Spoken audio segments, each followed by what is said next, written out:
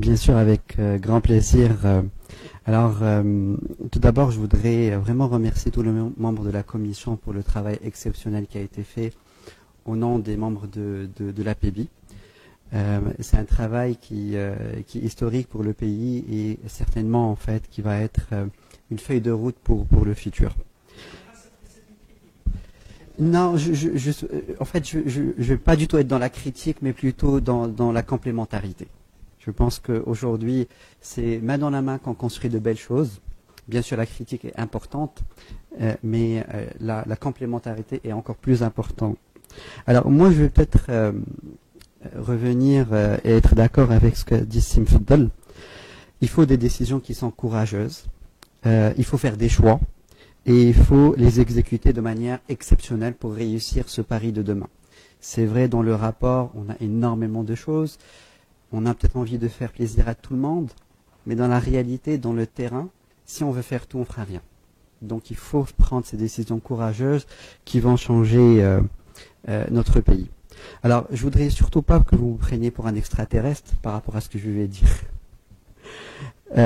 Aujourd'hui, on est dans un monde où on est entouré de Facebook, de Google, ça c'est GAFA.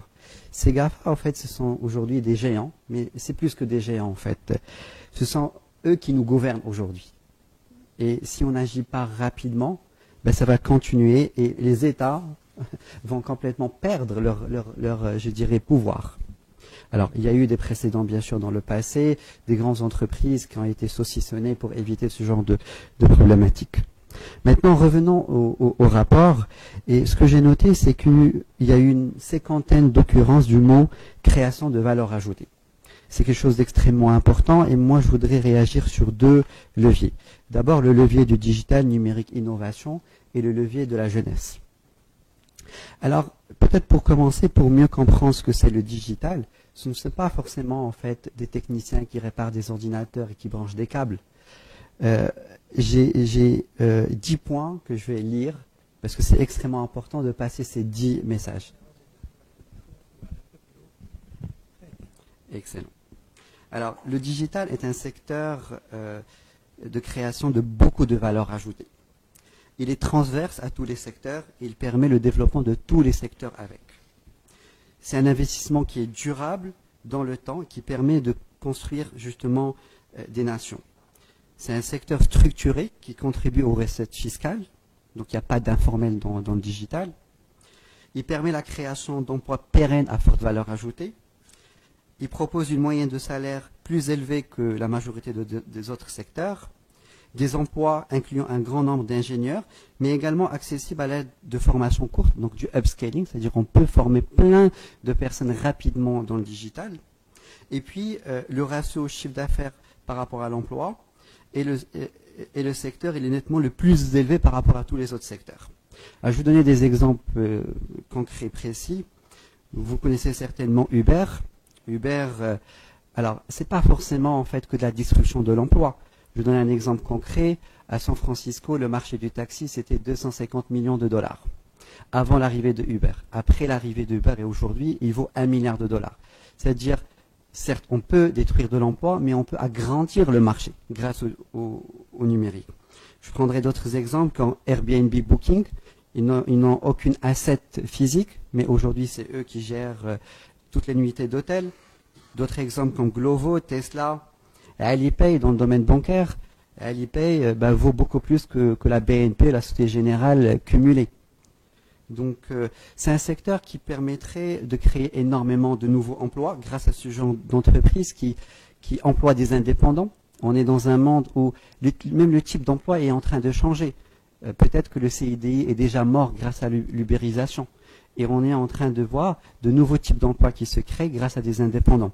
Donc, je dirais des sociétés comme celle-ci que j'ai présentée sont actuellement en train de créer des centaines de milliers d'emplois et on retrouve même ça au Maroc. Je pense que Glovo recrute aujourd'hui ou fait employer plus de 2000 personnes au Maroc aujourd'hui. Mais on n'est qu'au début de quelque chose.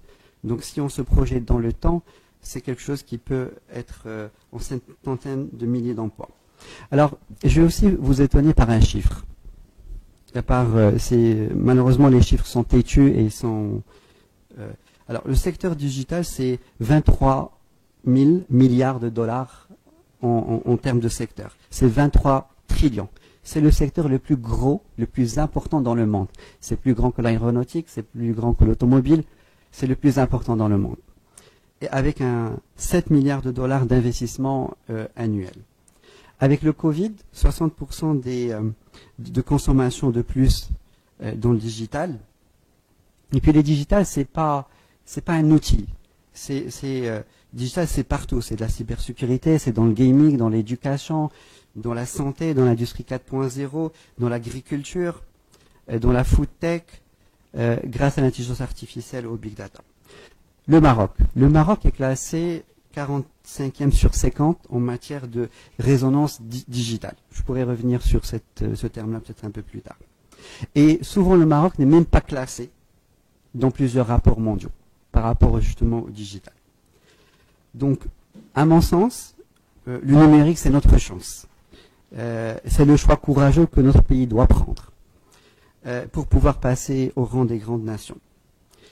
Maintenant, je vais passer au deuxième levier qui est la jeunesse. Et justement, ce digital ne peut être opérationnalisé qu'à travers la jeunesse. Et cette jeunesse a besoin d'être formée. On a besoin d'un capital humain qui est extrêmement important. Bien sûr, ça est cité dans le rapport. Il faudrait qu'on arrive à former une centaine de milliers de jeunes au numérique.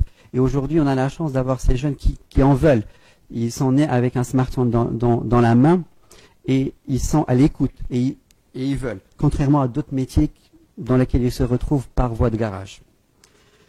Il faudrait aussi qu'on ait un accompagnement de qualité, parce que ces jeunes, c'est pas que de l'argent, c'est surtout d'abord un accompagnement de qualité structuré. Bien sûr, c'est du financement, pas qu'à travers le financement bancaire, il y a plusieurs types de financement qui existent. Je fais une petite parenthèse, prenons l'exemple du crowdfunding, 7 ans pour qu'on puisse avoir une loi. C'est juste impossible d'attendre 7 ans, c'est une décennie, c'est trop tard. En fait, au Maroc, on est en mesure d'anticiper, comme dans ce rapport, ce qu'on doit faire, mais quand il s'agit d'opérationnaliser, on opérationnalise peut-être trop tard, une fois que la vague elle est déjà passée.